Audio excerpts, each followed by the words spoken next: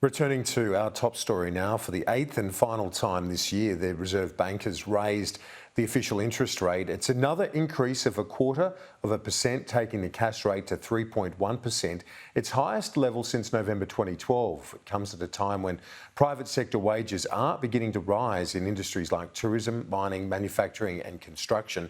Figures from the Bureau of Stats released this week show private sector wages rose 11% over the past 12 months, including an increase of 2.9% in September quarter.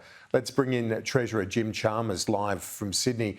Treasurer, thanks for your time. The RBA raising rates again by 25 basis points, but also that warning, that guidance that there will be more rate rises next year. It's some difficult news for a lot of people heading into Christmas. Oh, very difficult news, Kieran. I think this is the Christmas present that no Australian homeowner wanted. But the reality is we've now had 8 consecutive interest rate rises, which began before the election in May. And so this will have a harsh and heavy impact on monthly repayments for a lot of Australians, something like $75 a month, I think, for every $500,000 that people owe. But I think perhaps the most interesting element of the statement released by the Independent Reserve Bank today was the point that they made about not just the trajectory of future rate rises, but also that they expect household spending to slow.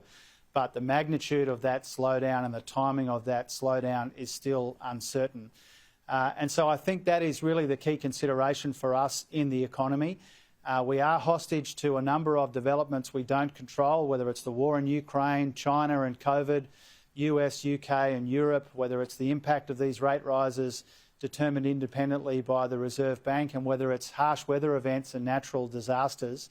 There's a lot that we can't control in our economy. So our job as the government is to recognise we've got some things going for us: low unemployment, good prices for our exports, the beginnings of wages growth, and some pleasing developments in the budget. But at the same time, we've got to focus on what we can make, where we can make a meaningful difference. That's why the budget was so important. A responsible budget to make the economy more resilient and to fight inflation as the #1 priority.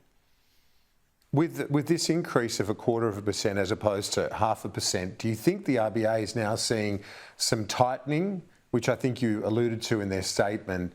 And is that tightening encouraging to the government that these rate rises are working?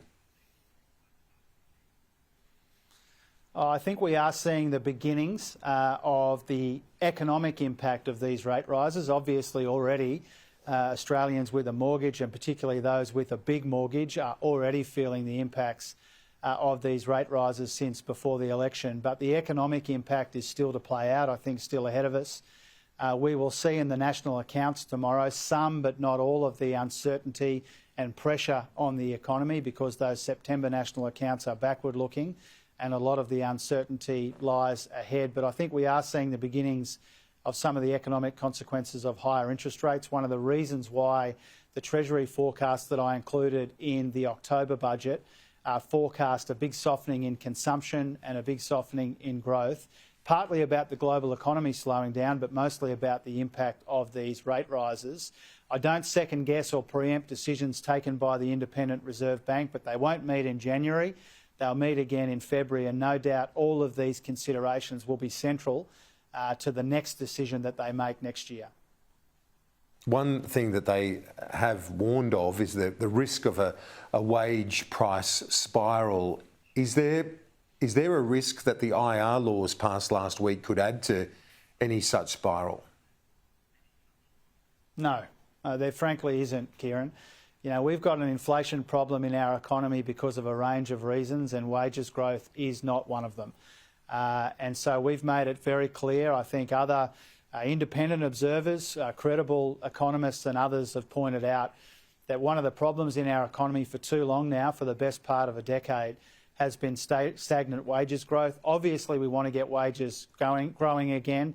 We want that growth to be strong and sustainable and to bring with it substantial improvements when it comes to productivity.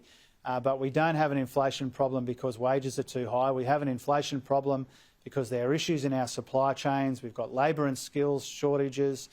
We've got high energy prices as a consequence of the war in Ukraine and other factors Wages are not one of the reasons why we've got this problem with inflation. With the ABS data yesterday suggesting that wages had been growing faster for the last quarter than company profits, have things turned around now? And that legislation, the IR laws, are they necessary given wages are already moving? Well, first of all, you've got to be really careful about one measure at one point in time. Obviously, the trend over a much longer period of time has been wage stagnation, even as profits have grown considerably. You know, there's been a bit of a decoupling in unwelcome ways between profit growth and wages growth, and we are concerned about that. We've made that clear for some time. But we are seeing, I think, a whiff of wages growth in our economy. We want that to be strong and sustainable and based on productivity, but we do want to see those welcome improvements in wages. We want to see them in a more enduring way, more sustainable way. It's become clear in the last couple of wages outcomes, including that one that you mentioned, that we're seeing the beginnings of wages growth. But if we want it to be an enduring feature of our economy, then we need to continue to work on our policies, which are about training people for higher wage opportunities, early childhood education reform so new parents can work more and earn more if they want to. And we've got to fix this broken bargaining system which has delivered wage stagnation for too long, and that's why what went through the parliament is so important. On the other big inflation question, that being that in terms of inputs, the energy price shock, will there be a deal done this week with the states, particularly on capping the coal price? Well, first of all, I mean, Australians are paying a really hefty price for 9 months of Russian aggression and 9 years of coalition incompetence when it comes to energy policy. That much is very clear. And we are working very hard, very closely with our regulators, with state and territory counterparts and with industries to see if we can come up with a temporary but meaningful and responsible intervention in these markets so that we can take some of the sting out of these price rises, which do risk hollowing out our industrial base and putting extra unwelcome pressure on families at a time where things are already tough enough. And so the Prime Minister, I spoke to him at length a short time ago about our work in this space. I've obviously had meetings in the last couple of days with Ministers Bowen and King and Husick and others to see if we can get to a sensible landing here. National Cabinet will discuss it on Friday afternoon.